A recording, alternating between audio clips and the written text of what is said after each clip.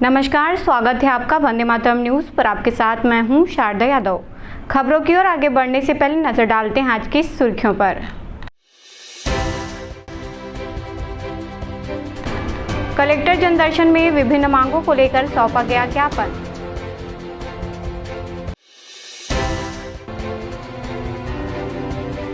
मारवाड़ी युवा मंच द्वारा कटघोरा थाना में किया गया वृक्षारोपण।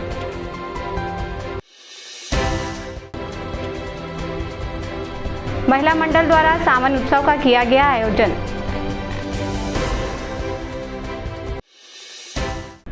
अब खबरें विस्तार से। नगर निगम के नेता, प्रतिपक्ष और विपक्षी पार्षदों ने सोमवार को कलेक्टर कार्यालय पहुंचकर जनदर्शन में भाग लिया और निगम क्षेत्र में मूलभूत सुविधाओं की कमी को लेकर ज्ञापन सौंपा। उन्होंने आरोप लगाया कि निगम क्षेत्र में न तो साफ सफाई की व्यवस्था है, न ही जल निकासी, सड़क मरम्मत और पेयजल जैसी जरूरी सुविधाएं भी समय पर उपलब्ध नहीं कराई जा रही हैं। विपक्षी पार्षदों ने यह भी आरोप लगाया कि सत्ताधारी दल के पार्षदों को प्राथमिकता दी जा रही है। ज्ञापन में उन्होंने निष्पक्ष रूप से सभी वार्डों में समान विकास कार्य कराए जाने और पार्षदों को समान अधिकार देने की मांग की।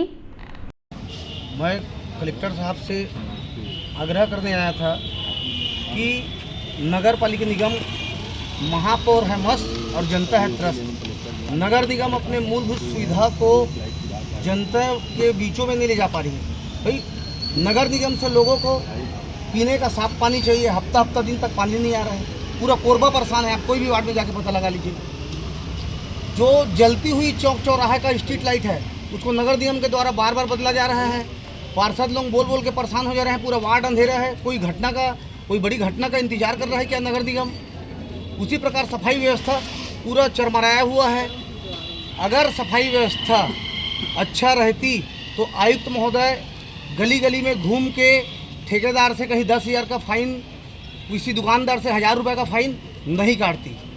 पिछले कार्यकाल में मैं आपको बता देना चाहता हूं कि ये मेरा चौथा कार्यकाल है। जब रेणु अग्रवाल महापौर थी उस समय भी 3 स्टार था। जब राजकिशोर प्रसाद थे उस समय भी 3 स्टार था और आज भी 3 स्टार है, जबकि खर्चा 3 गुना ज़्यादा हो गया है। उसके बाद भी हम तीसरे रैंक में हैं और फोटो खिंचाने के लिए आप वही लूट रहे हैं कि सफाई व्यवस्था दुरुस्त है।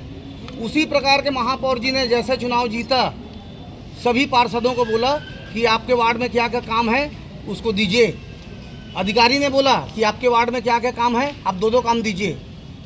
अपने 76 ठेकेदार को 4 काम, 5 काम, 6-6 काम दे रही है और किसी वार्ड में एक भी काम नहीं है, जिसके मेरे पास आज भी NIT रखा और सबूत है। इस प्रकार का भेदभाव हो रहा है। इसको लेके हमने कलेक्टर महोदय के पास आया है।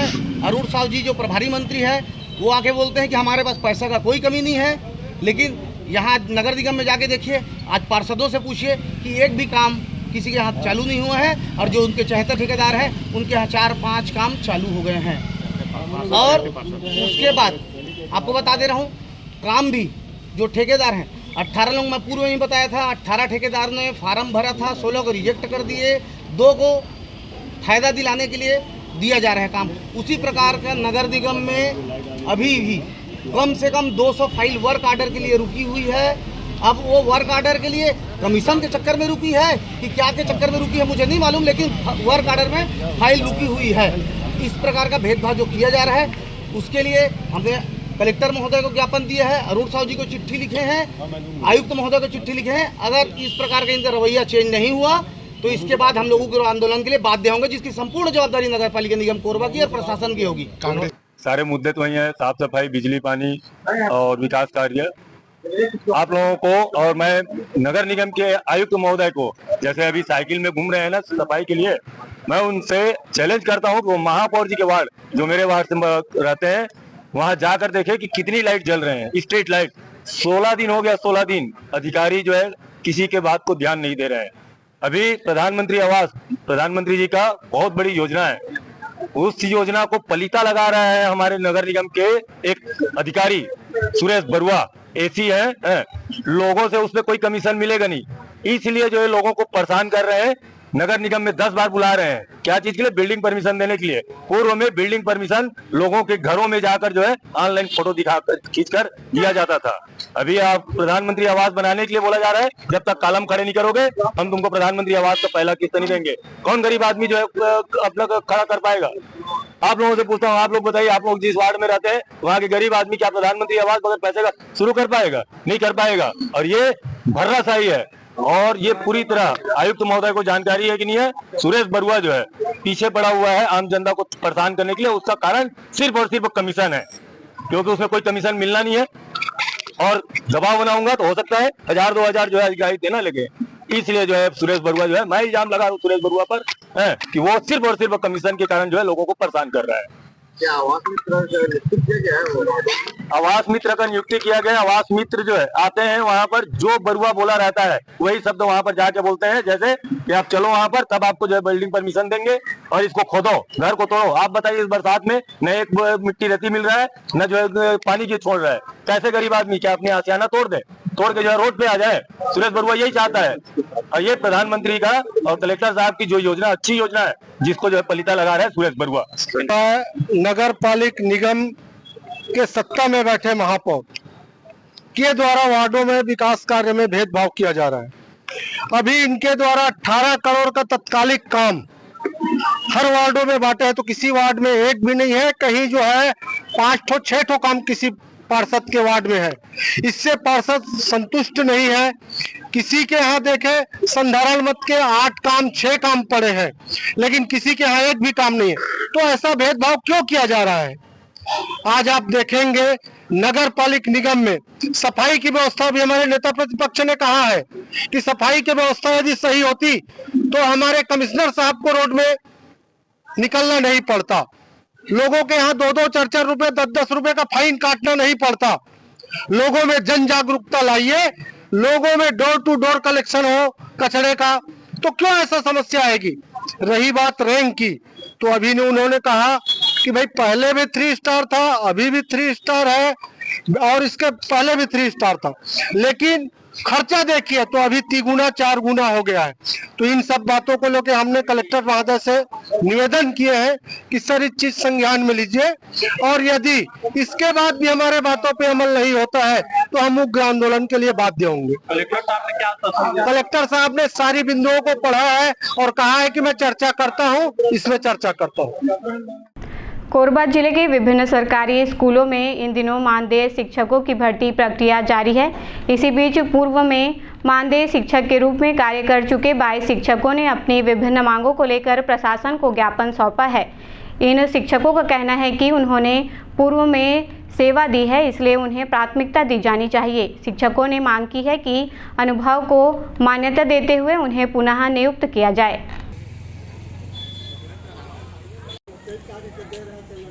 ये प्रतीक रख दीजिए।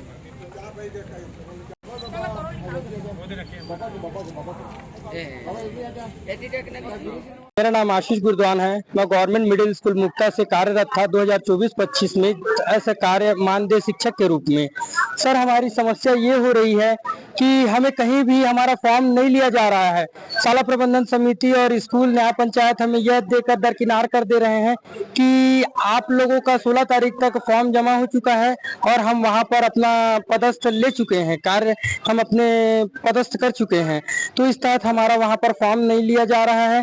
दूसरी वहां पर के जो शाला प्रबंधन समिति है वो मनमानी कर रहे हैं मैडम सर, क्योंकि वहां पर अपने ही जो नवनियुक्त हैं उनको वहां पर वो अपना अटैच कर ले रहे हैं और हम मानदेय शिक्षकों को दरकिनार कर दे रहे हैं, जबकि नियमावली के तहत हम मानदेय शिक्षकों को वहां पर पदस्थ करने की प्रारूपता है, ऐसा नियम में निकला हुआ है, संज्ञान नियम में। लेकिन हमें पूरी तरीके से वहां से वांछनीय कर दे रहे हैं। हम जा रहे हैं कोरबा और पाली और कोरबा ब्लॉक पे मिडिल स्कूल हाई स्कूल के बहुत कम पद आई हुई हैं, और हम कहीं दूसरे ब्लॉक पे जाते हैं कि पाली वाले अगर करतला जाते हैं या कोरबा जाते हैं, कुछ समय पे हमें बोल दिया जाता है कि आप पाली ब्लॉक से हो, आपका हम फॉर्म नहीं लेंगे। तो हमारे लिए बहुत बड़ी विडंबना ये हो रही है कि हम फिर कहाँ पर हम अपना पद ग्रहण करें, जबकि हमारे पाली ब्लॉक पे जिनके 8 पद आए हुए हैं मिडिल स्कूल में और 16-17 पद आए हैं आपका प्राथमिक में, और जबकि पिछले सत्र में 223 समथिंग पदस्थ हुए थे प्राथमिक मिडिल हाई स्कूल करके। तो हम दूसरे ब्लॉक पे जाते हैं अपना फॉर्म भरने के लिए, तो वहाँ शाला प्रबंधन समिति हमें सीधा सीधा नकारा जवाब देता है कि हम आपका फॉर्म नहीं लेंगे, आप अपने ब्लॉक में जाकर फॉर्म भरिए। तो इस तहत हमारा मानदेय का जो नौकरी है वो सर खतरे पे है। और हम जिनको पदस्थ किया गया है कहाँ के लोग हैं, क्या उसी ब्लॉक के हैं? सर वो उसी ब्लॉक के हैं और वहीं लोकल जो वहाँ कार्यरत लोकल जो वहाँ के लड़के हैं उन लोगों को पदस्थ कर दिया जा रहा है। हम मानदेयों को मौका नहीं दिया जा रहा है। नहीं सर, वो नए लोगों को नए नियुक्ति करते जा रहे हैं, अपने अपने चयनित लोगों को, अपने अपने जो यानी अपने खास रिश्तेदारों को वो चयनित करते जा रहे हैं। जिस तहत हम मानदेय शिक्षा जो पिछले सत्र में शिक्षा व्यवस्था सुदृढ़ किए यहाँ कोरबा ब्लॉक पे, उन सभी को यहाँ पर परेशानी झेलनी पड़ रही है। और हम अपने खुद के पद के लिए आज तड़पते हुए सर कलेक्टर से गुहार लगाने रोज नित्य नियमित इतनी दूर दूर से हम आ रहे हैं। हमारी सर विडम्बना, हमारी परेशानियों को समझे और हल करने का हमारा कोशिश करें। हम चाहते हैं कि मेरे ख्याल से हम 22-25 जितने भी आए हैं आज उतने लोगों को पदस्थ कर दिया जाए। बाकी सबको तो कहीं न कहीं पर पद स्थापना हो गई, कुछ हो गई है, इसलिए वे हमारा साथ नहीं दे रहे हैं। तो जितने हम आए हैं उतने लोगों को सर संज्ञान में रखकर हमें पद स्थापना दे दें। सावन का पावन महीना चल रहा है और श्रद्धालुओं की आस्था का सैलाब देखने को मिल रहा है। इसी क्रम में पोड़ीबहार स्थित नर्मदेश्वर महादेव मंदिर में सुबह से ही मंदिर परिसर में जलाभिषेक और दर्शन के लिए भक्तों की लंबी कतार लगी रही। महिलाएं, पुरुष और युवा महादेव के दर्शन के लिए मंदिर पहुंचे और भगवान शिव का अभिषेक किया। स्थानीय लोगों और मंदिर समिति की ओर से भोग प्रसाद का वितरण भी श्रद्धालुओं को किया गया। सावन के इस पावन दिन पर मंदिर का वातावरण हर हर महादेव के जय घोष से गूंज उठा।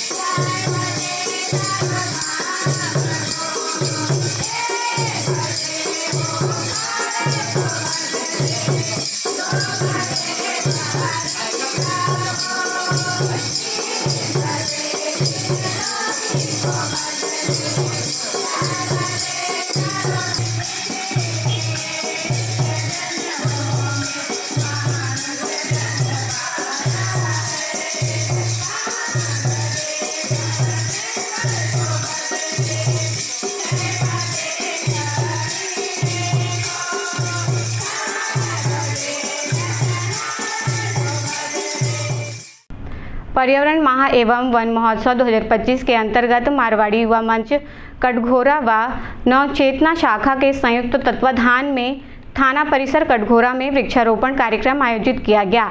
इस अवसर पर मुख्य अतिथि नगर निरीक्षक धर्मनारायण तिवारी ने कहा, पर्यावरण संरक्षण समाज का सामूहिक उत्तरदायित्व है। आज लगाया गया पौधा कल की शुद्ध हवा बनेगा। कार्यक्रम में छायादार, फलदार एवं औषधीय पौधों का रोपण किया गया। साथ ही सभी प्रतिभागियों ने एक एक पौधा गोद लेकर उसके संरक्षण का संकल्प लिया।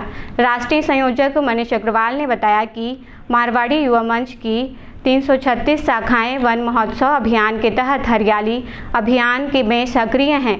प्रांतीय उपाध्यक्ष सुमित अग्रवाल एवं संयोजक पीयूष गर्ग ने मंच की पर्यावरणीय प्रतिबद्धता को दोहराया। अंत में हर सदस्य एक पौधा, हर पौधा एक वचन के संकल्प के साथ कार्यक्रम का समापन हुआ। आज कटघोरा थाना परिसर में मरवाड़ी युवा मंच एवं नवचेतना शाखा द्वारा यहाँ पे पौधारोपण का बृहद आयोजन किया गया। इसमें थाना प्रभारी श्री धर्मनारायण तिवारी जी और मरवाड़ी युवा मंच के सभी साथी, यहाँ अग्रवाल सभा कटघोरा के अध्यक्ष पवन अग्रवाल जी एवं सभी जनप्रतिनिधि यहाँ पर उपस्थित रहे। वृक्षारोपण के लिए थाना परिसर ही जगह क्यों चुनी गई मरवाड़ी युवा मंच के द्वारा? देखिए, वृक्षारोपण तो खैर कहीं भी किया जा सकता है, लेकिन हमारा उद्देश्य ये है कि भाई सरकारी संस्थानों में भी अगर ये वृक्षारोपण अगर अच्छे रूप में अगर होए तो भाई सभी जगह एक संदेश जाएगा कि भाई शासन भी इसमें पूर्ण रूप से अपनी सहमति प्रदान कर रही है। और आगे भी हम ये चाह रहे हैं, पूरे अभी भारत में 836 शाखाएँ मरवाड़ी युवा मंच की, हर जगह हम हरित क्रांति के रूप में एक वन महोत्सव कार्यक्रम आयोजित कर रहे हैं और सभी शाखा में जितने ज़्यादा पौधे हो सके उसको लगाया जा रहा है। हमारा लक्ष्य पूरे भारत में 1 लाख पौधे लगाने का है। पर्यावरण पखवाड़ा के अंतर्गत आज 20 जुलाई को मारवाड़ी युवा मंच और मातृशक्ति विंग के द्वारा कटघोरा थाना परिसर में पौधारोपण किया गया, जिसमें फलदार वृक्ष और छायादार वृक्ष दोनों का पौधारोपण किया गया। इसमें बड़ी संख्या में हमारे मारवाड़ी युवा मंच के साथी बहनें और पत्रकार साथियों और जनप्रतिनिधियों के द्वारा पौधे लगाए गए। सर, क्या संदेश रहेगा वृक्षारोपण को लेकर? अब पर्यावरण सुरक्षा और इसके साथ ही साथ जागरूकता का संदेश दिया जा रहा है। नगर पालिका परिषद बांकीमुंगरा अंतर्गत वार्ड क्रमांक 6 शांतिनगर सामुदायिक भवन में महिला मंडल के द्वारा हर्षोल्लास के साथ सावन उत्सव व तीज महोत्सव मनाया गया। इस मौके पर मुख्य अतिथि के रूप में नगर पालिका परिषद बांकीमुंगरा अध्यक्षा सोनी विकास झा शामिल हुए। इस कार्यक्रम को महामंत्री अनीता राजपूत के कुशल नेतृत्व में हर्षोल्लास के साथ मनाया गया। सावन उत्सव व तीज महोत्सव कार्यक्रम में महिला मंडल के महिलाओं के द्वारा रंगारंग कार्यक्रम प्रस्तुत किया गया, जिसमें सांस्कृतिक कार्यक्रम, फैशन, गायन आदि शामिल थे। मंच में उपस्थित महिलाओं को महिला मोर्चा मंडल के द्वारा मोमेंटो प्रदान किया गया।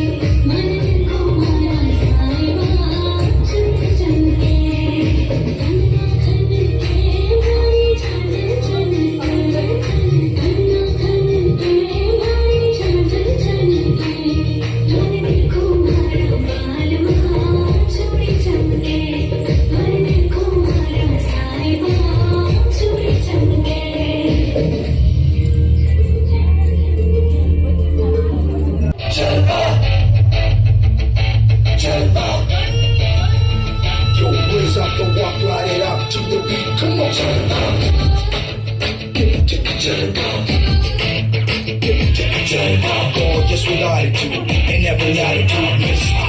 Come on, baby, do you what? जिस्मों का है ये जलवा, जिस्मों का है ये जलवा, शोहरत भी दे ये जलवा, मकसद भी दे ये जलवा। Tell 'em not to lose, I can't heat. दिल कहीं लगे ये जलवा, है कहीं लगे ये जलवा, नशा ही नशा ये जलवा, मजा ही मजा।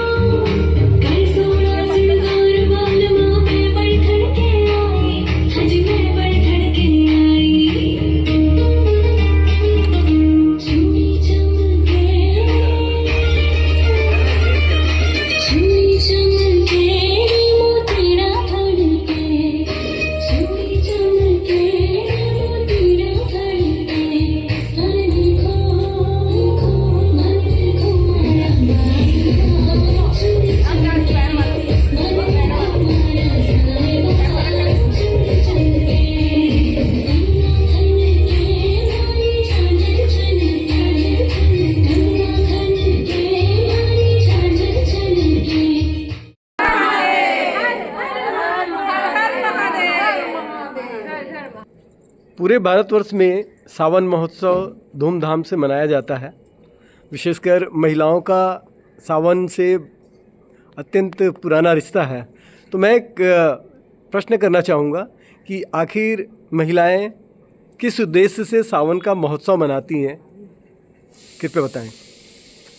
ये जो सावन महीना है शिव जी का बहुत प्रिय महीना है, क्योंकि पौराणिक कथा के अनुसार जब शिव जी विष पान किए थे तो सभी देवी देवता उनको जल अर्पित किए थे, जिससे कि उनको शीतलता प्रदान हो। उसी के उपलक्ष्य में हम सब यह सावन उत्सव मनाते हैं। एक बात और, जब माता पार्वती भी शिव जी को प्रसन्न करने के लिए उन्होंने भी बहुत तप किया था, इसलिए और सावन उत्सव इसलिए मनाया जाता है। इसीलिए हम बाकी मोगरा की सभी महिलाएं सावन उत्सव मना रही हैं। हमारे घर पार्थिव शिवलिंग बनाते थे पार्वती मैया पार्थिव शिवलिंग बनाकर हमेशा उनकी पूजा किया करते थे, और शिव जी सब अपने भक्तों पर बहुत कृपा करते हैं और हम पर बहुत दया करते हैं। इसीलिए हम लोग ये सावन महोत्सव मनाए हैं। कन्नौजिया राठौर नवचेतना महिला मंडल द्वारा पूरे हर्षोल्लास के साथ हरियाली सावन महोत्सव मनाया गया। महोत्सव में महिलाओं द्वारा विभिन्न प्रकार के प्रतियोगिताओं का आयोजन किया गया और विजेता महिलाओं को पुरस्कार भी भेंट किए गए। इस अवसर पर लीना राठौर को सावन क्वीन और प्रेमलता राठौर को सावन सुंदरी की उपाधि से सम्मानित किया गया।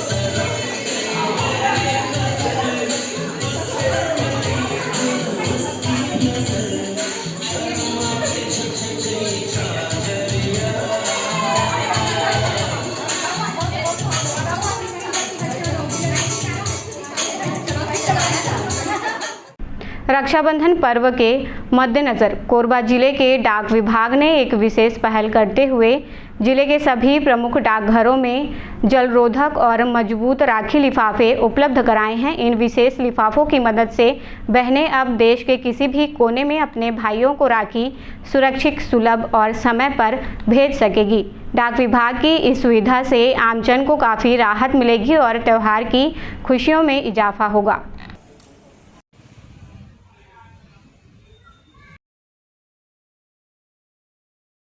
आज मैं किसी के द्वारा ये पता चला कि मुझे डाकघर से एक पोस्ट मिल रहा है जिसमें अपने भाई बहन अपने भाई को राखी भेजने के लिए एक अच्छा सुविधा है जो कि भारतीय डाक द्वारा निकाला गया है, जो कि बहुत कम दाम है, जिसका दाम 10 रुपये है मात्र, जिसमें आप अपना राखी डाल के अपने जिस भी स्थान में भेज रहे हैं वहाँ एकदम सेफली, और राखी का जो लिफाफा है वो इतनी अच्छी क्वालिटी है जिसमें किसी प्रकार का पानी वानी से पड़ने से कोई ख़राब होना या कुछ नुकसान होना ऐसा कोई दिक्कत नहीं है, जिसके बाद भारतीय डाक को मैं धन्यवाद कहना चाहता हूँ। रक्षाबंधन त्यौहार 9 अगस्त को है और मैं श्रीमती सुषमा शर्मा वर्तमान में कार्यवाहक डाकपाल कोरबा प्रधान डाकघर। हमारे यहाँ राखी लिफाफे 2500-2500 सप्लाई हुए हैं, जिन्हें हमने अपने अंडर में जितने सब ऑफिसेस हैं 20 सब में बांट दिया है। आप किसी भी डाकघर जाएंगे आपको राखी लिफाफे मिलेंगे। वितरण के लिए हमने खास तौर पर पीली पेटियां लगाई हैं, विशेष कवर है इसलिए विशेष पेटी भी लगाई गई है ताकि वितरण छटाई ये सबका काम अच्छे से हो सके और सभी बहनों की राखियां उनके भाइयों तक आसानी से और सही समय पर पहुंच जाएं। हमारे राखी लिफाफे की विशेषता ये है कि वाटरप्रूफ है और कीमत 10 रुपये, पोस्टेज स्टैम्प अलग से लगाना पड़ेगा 5 रुपये 10 रुपये वजन के अनुसार। तो लोग खरीद रहे हैं बहुत अच्छे से। हमने बाहर अपना एक बोर्ड भी लगा दिया है, यहाँ राखी लिफाफे उपलब्ध हैं, और राखी मेल करके अपने लेटर बॉक्स पे भी लगा दिया है नोटिफिकेशन कि राखी मेल इसमें डालें, और बिक्री तो होते ही हैं, आवश्यकता पड़ने पे और मंगाए जाएंगे। एचसीएल गेवरा परियोजना में 2 दिनों तक चले सदस्यता सत्यापन कार्यक्रम में एचएमएस ने अपनी मजबूत उपस्थिति दर्ज कराई। इस 2 दिवसीय कार्यक्रम में सभी कर्मचारियों ने अपना ऑप्शन भरकर सत्यापन प्रक्रिया में भाग लिया। एचएमएस की मजबूत उपस्थिति ने इस बात को दर्शाया कि कर्मचारी एचएमएस के साथ मजबूती से जुड़े हुए हैं और उनके हितों की रक्षा करने के लिए एचएमएस हमेशा तैयार है। सत्यापन कार्यक्रम गेवरा परियोजना के उपप्रबंधक कार्यालय में आयोजित किया गया था।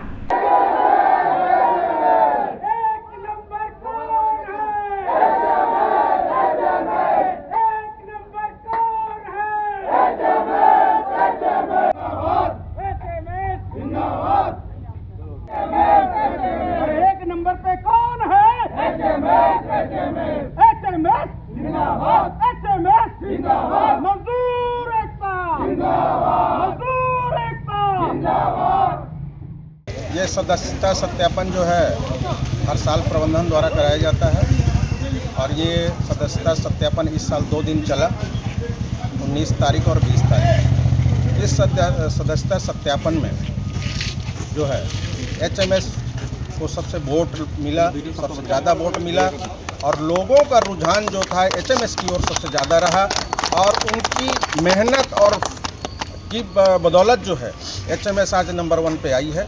और मैं सारे लोगों को बधाई देना चाहता हूं जो प्रत्यक्ष अप्रत्यक्ष रूप से एचएमएस संगठन को आगे बढ़ाने में सहयोग प्रदान किया है। आप सभी लोगों को बधाई और आभार प्रकट करता। सदस्यता सत्यापन में हमारा यूनियन 1 नंबर रहा। हमारा 514 सदस्य के साथ हम लोग 1 नंबर में हैं। पिछले 26 वर्षों से हमारा 1 नंबर रहने का रिकॉर्ड बना हुआ है। अब वक्त हो चला है हमारे खास और ज्ञान वर्धक कार्यक्रम पूछो तो जाने का। यहाँ आम जनता से जुड़ने का हमारा प्रयास है, जिसमें हर क्षेत्र से सवाल पूछे जाएंगे और सही जवाब देने वालों को दिया जाएगा आकर्षक उपहार।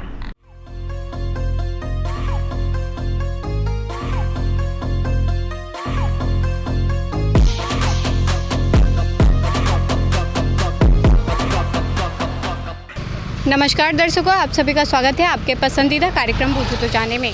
आज का हमारा सवाल है कि भारत की पहली महिला विमान चालक कौन थी। आज के विजेता को दिया जाएगा फिजिक्स वाला कोचिंग इंस्टीट्यूट की ओर से आकर्षक उपहार। तो आइए चलते हैं दर्शकों के बीच और जानते हैं आज के सवाल का जवाब।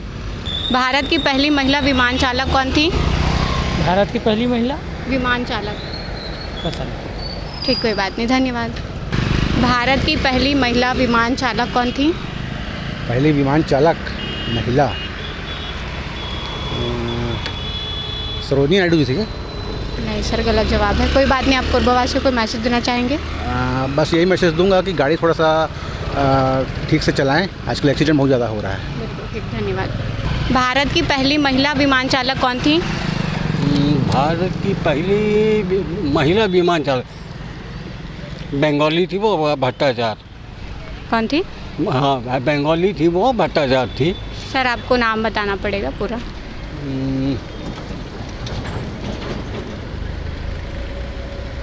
सॉरी, कोई बात नहीं, आप प्रयास कर रहे हैं वही काफ़ी हमारे लिए। भारत की पहली महिला विमान चालक कौन थी? ना मुझे ये मालूम नहीं। कोई बात नहीं, आप कोरबा वासियों को मैसेज देना चाहेंगे? हाँ बिल्कुल, सब जैसे सबको पता चले, आपका मीडिया की तरफ आ जाए, सबको पता चले। ठीक है, धन्यवाद सर। भारत की पहली महिला विमान चालक कौन थी? नहीं पता दीदी। कोई बात नहीं, आप कोरबा वासियों को मैसेज देना चाहेंगे? जी अभी तो कुछ नहीं देना चाहता मैं। बिल्कुल ठीक, धन्यवाद। भारत की पहली महिला विमान चालक कौन थी?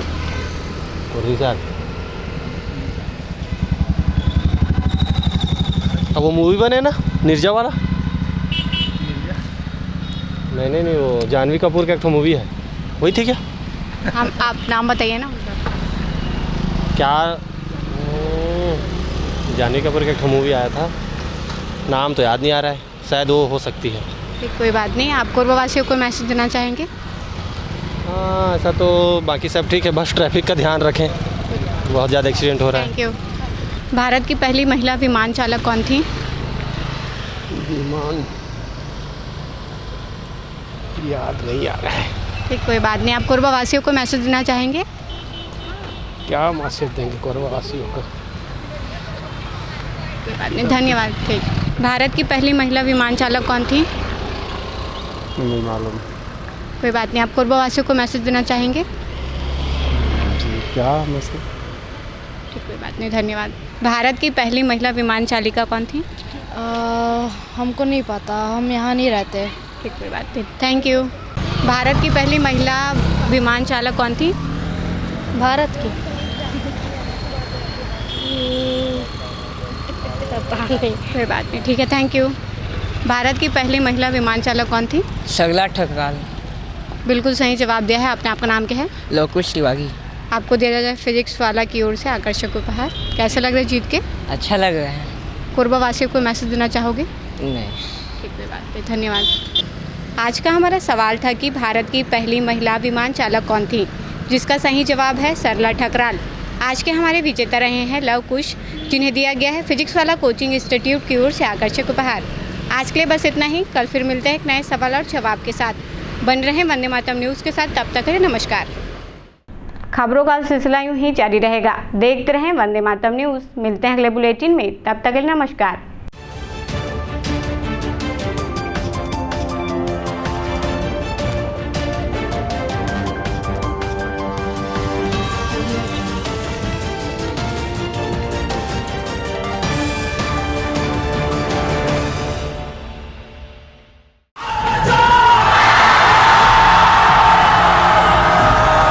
फाउंडेशन जेई नीट की तैयारी करने वाले स्टूडेंट्स और ड्रॉपर स्टूडेंट्स, अब आपके इंतजार पे पूर्ण विराम लगाने आ गया है फिजिक्स वाला आपके अपने शहर कोरबा में। अपने भविष्य को लेके चलिए एक सही राह पे फिजिक्स वाला के साथ। तो तैयार हो जाइए ऑफलाइन एजुकेशन में रिवॉल्यूशन के लिए। हमारा पता 2nd फ्लोर शांति हीरो शोरूम, कोसाबाड़ी चौक, कोरबा, छत्तीसगढ़।